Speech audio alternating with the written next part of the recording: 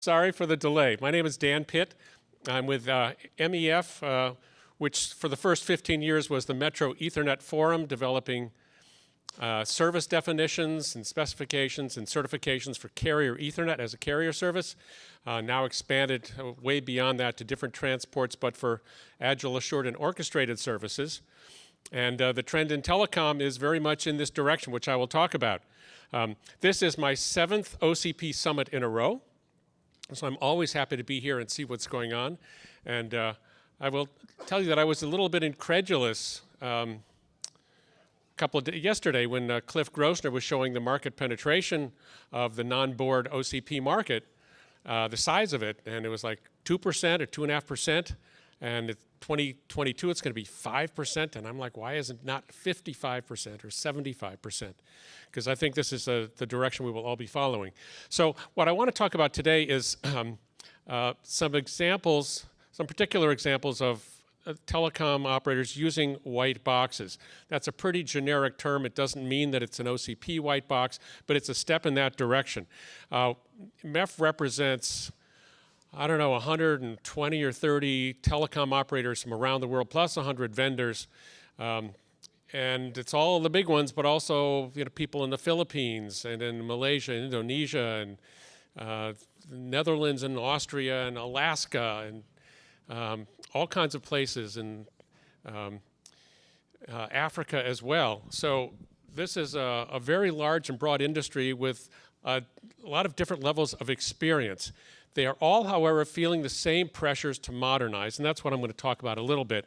Okay, go that way.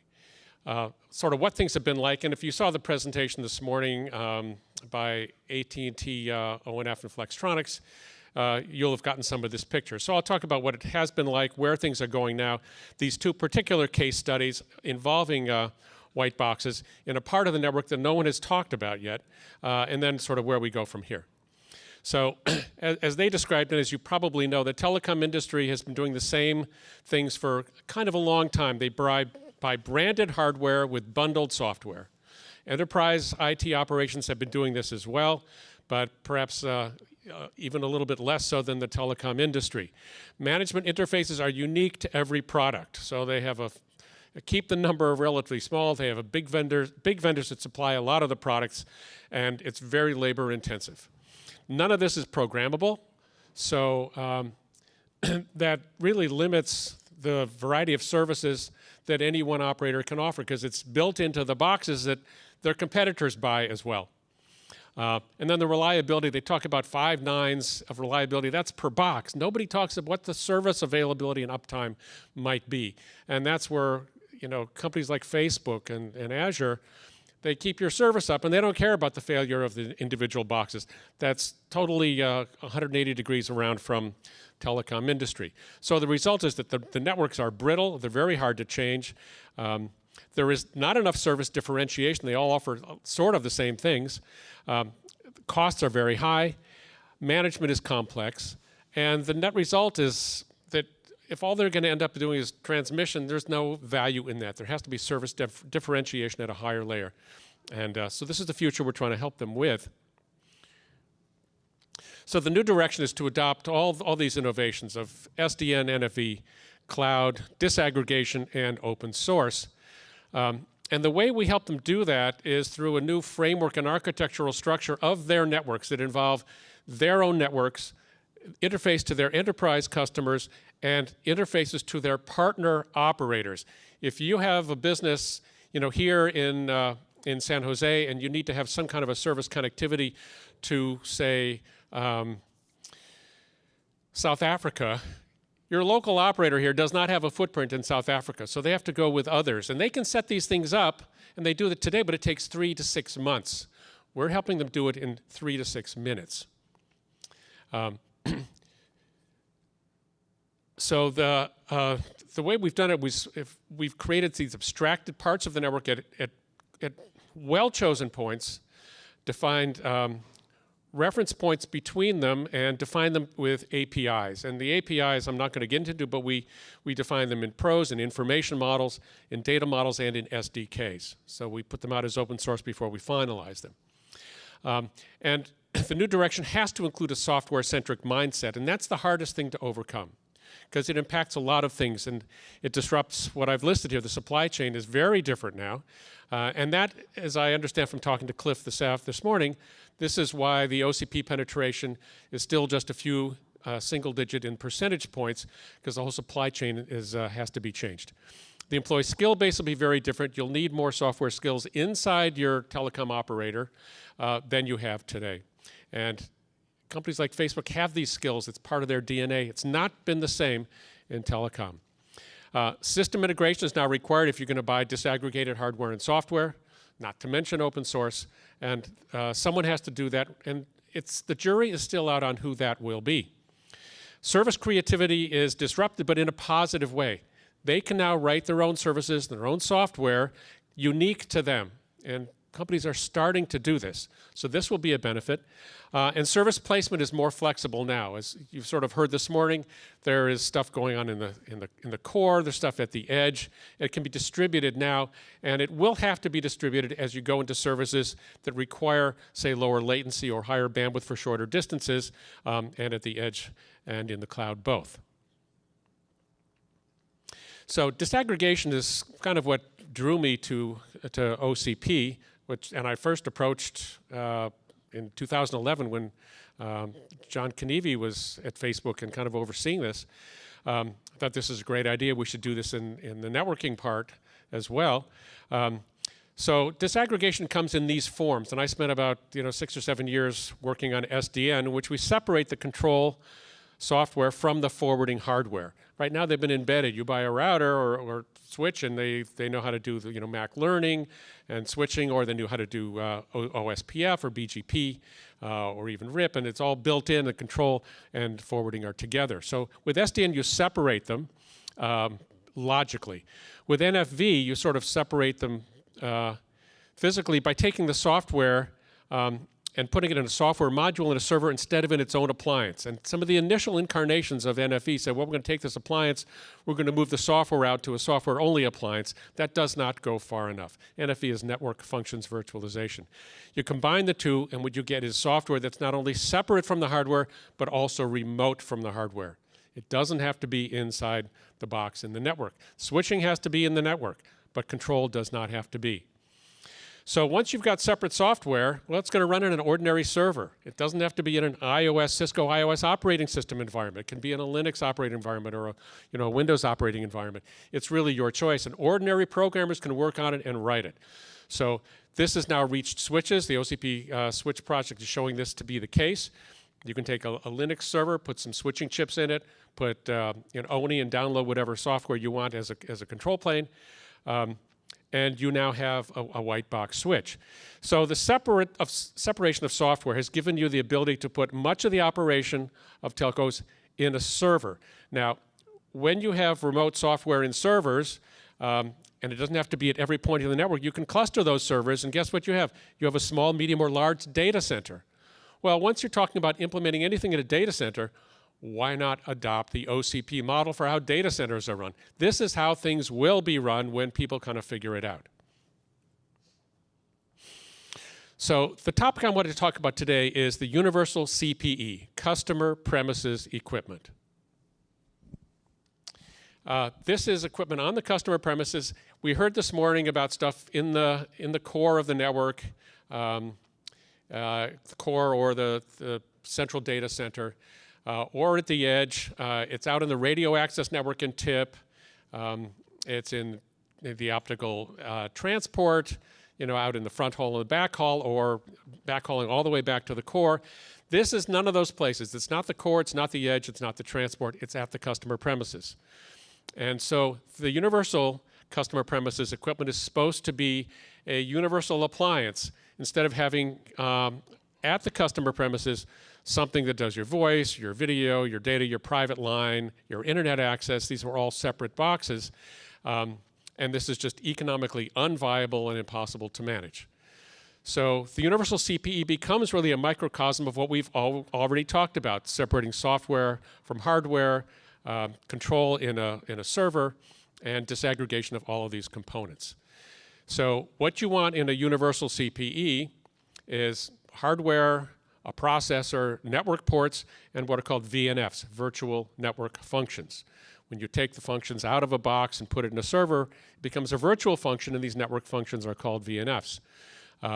And the universality of the Universal CPE turns out to be something that will support all of these services in one box. It is not yet at this point universal, going from one operator to another operator, from one environment to another environment, one customer premises to another customer premises. We're a long way from that. I'm sorry to say, we will get there eventually. Now, I say this is a byproduct of SD-WAN, the software-defined wide area network, because we now have starting to have a proliferation of these where an enterprise, say, with a lot of branch offices, can put in a cloud-based wide area network service, and on the customer premises, they sort of filter out the traffic that can go on an inexpensive internet link versus the traffic that needs to go on a virtual private network or an expensive, reliable, or high bandwidth corporate link. You now have one gateway that manages that. You can reduce your spend on the expensive links and route more traffic on the less expensive links. And with SDN in the box, you can do a lot more shaping of what you do with the different flows you have coming from, say, a bank branch office into the headquarters of the corporate data center. So because the number of these branches can be very high in the thousands, the economics have said, let's use a universal CPE to do this job. So what is the issue here? Well, what should the hardware be, and what should the software be? So MEF has an annual public conference. It's in the fall. It's in November in Los Angeles this year. It's called MEF19. And we have a number of proofs of concept there, POCs. We limit it to 20, and they're kind of the star of the show. Multiple operators and vendors and companies get together and show some very cool stuff. And there was amazing stuff last fall, a bunch on blockchain settlement, setting up connections across the world through 4 operators, taking them down, billing, charging, all that done within a few minutes. But I'm choosing 2 that have to do with POCs, and I'll tell you about those, that have to do with the Universal CPE. So the first one says we're boosting Universal CPE with SDN, NFV, and legacy capabilities. And AT&T was the driving operator here, and Silicom and RAD were the supporting vendors. So what they wanted to show is multi-vendor interoperability and the function consistency across multiple instances of the Universal CPE. And they wanted to make it universal for global deployment within the context of a single operator. So this is not multiple operator yet. And of course, they want it to be reliable and available. They want it to be a very useful telecom grade device. And so they want to accelerate the services that you can now offer by downloading new VNFs onto the UCPE. You can now support a new service, no install of a particular new hardware appliance. This is the important future for them. That's where the universality makes a lot of sense. So in this POC, the proof of concept, they've got this Universal CPE, virtualizing the appliances using a common off-the-shelf server technology. The universal access, but with the specialized functions. You can see what they're listed here for the particular use cases they had and the service assurance. But they wanted standard management interfaces and APIs. So we've got 3 different ones here with 3 different bases. One based by Silicom, one by AT&T itself, and one by RAD, the Israeli company, and then a second RAD one. And they ran the service to these 3 different locations with 3 different types of instances of a CPE, but with the same VNFs running in them. And they tested a bunch of these things sort of in sequence of how they could make it work. Where was the consistency and what did they need to improve? They actually ran video streaming as well as data, different types of traffic, so they used different VNFs for the CPE. So they showed the multi-vendor interoperability. It's not that we didn't expect that to be the case, but sometimes you really have to try it. And they're enhancing it for both what's called greenfield and brownfield deployments. Greenfield is all the new stuff. Brownfield is the stuff you've had in the ground for a long time that you cannot change economically. And they found that by sticking with a standard format here, they could improve the reliability and the dependability of this for a number of different functions that they were implementing with VNFs. The second was towards a multi-vendor orchestrated SD-WAN by Telecom Italia, Sparkle, and Amartis, the vendor, and it's called an LSO-enabled solution. So LSO stands for Lifecycle Service Orchestration. It's this framework with the abstractions, the reference points, and the APIs north-south within an operator domain and east-west between operators that has really enabled the operators to create these agile, assured, and orchestrated services within their own domains using whatever technology choice they want in an open, proprietary, and open source in any of these domains, and then concatenate services across them. So they wanted an open source orchestrator, and it turns out that they were using container-based Universal CPEs because they found that VMs were actually too costly.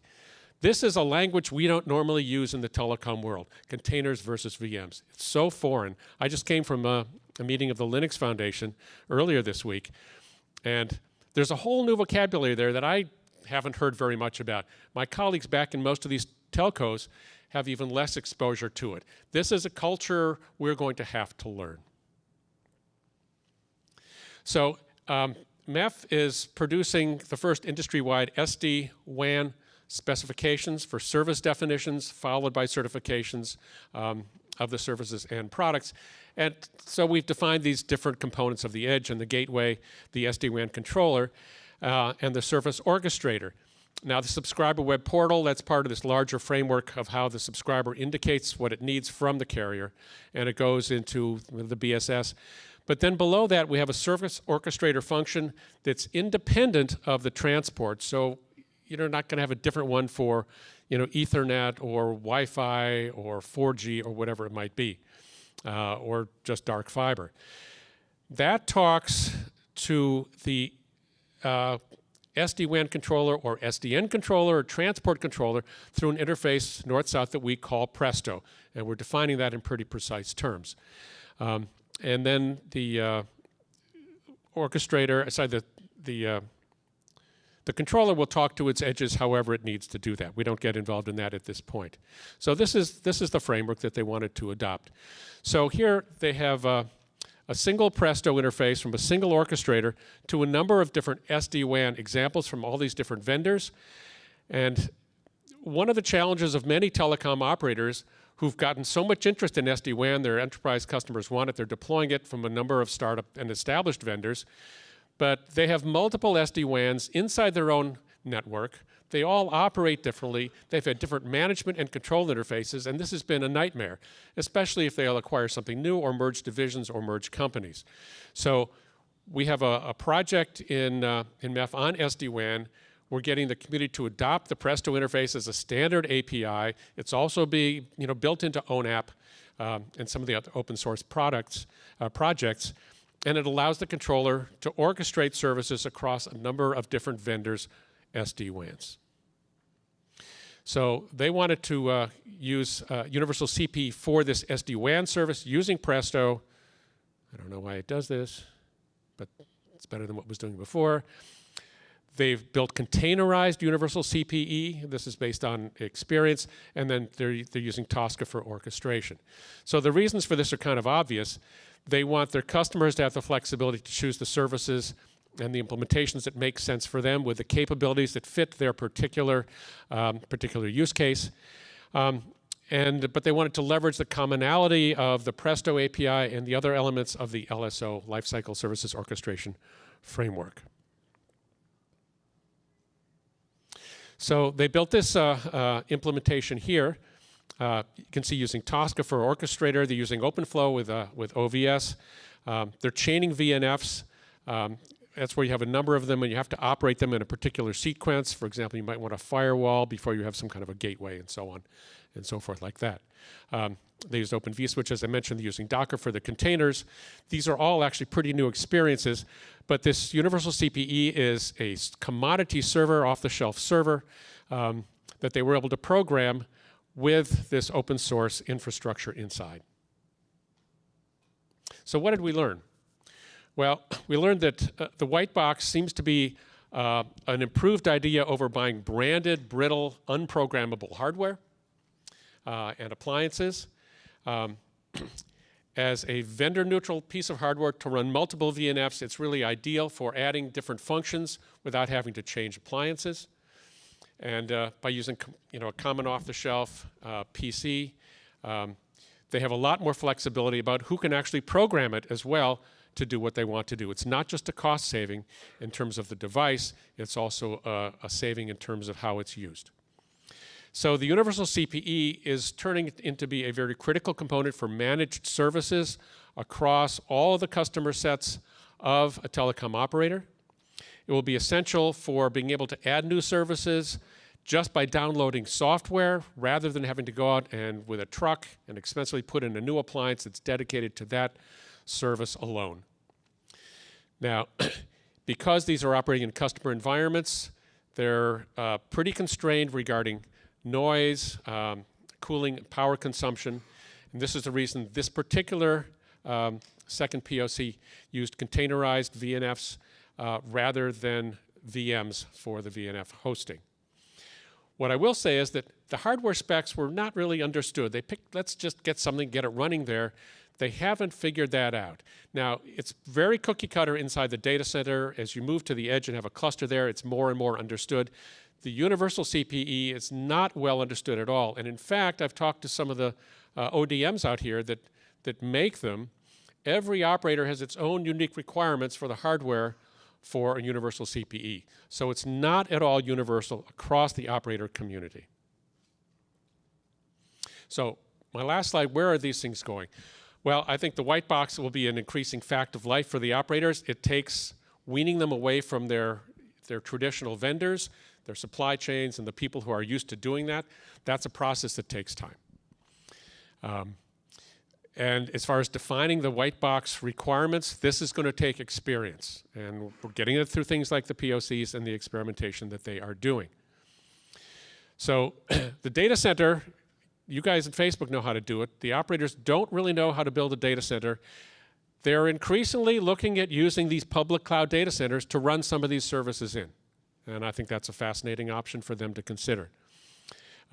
When they're putting things at the edge, that's kind of unknown to all parties. That's a new function that really hasn't been explored by either the hyperscale data center companies or the telecom companies. So the customer premises equipment, you want it to be high function, programmable, flexible, but also low cost, low power, and low noise. So OCP and MEF have had very little interaction except that I have come for the last 3 years as I've been with MEF. But I think there's an opportunity to do more together. I know there's work going on in the OCP Telco project, mostly by AT&T, some of the cell gateways, and it's certainly in TIP. We've got a lot of stuff going in the radio access network and in the transport, and I'm following that with a high degree of interest. But there's also the CPE, which is really dark territory for all of us combined.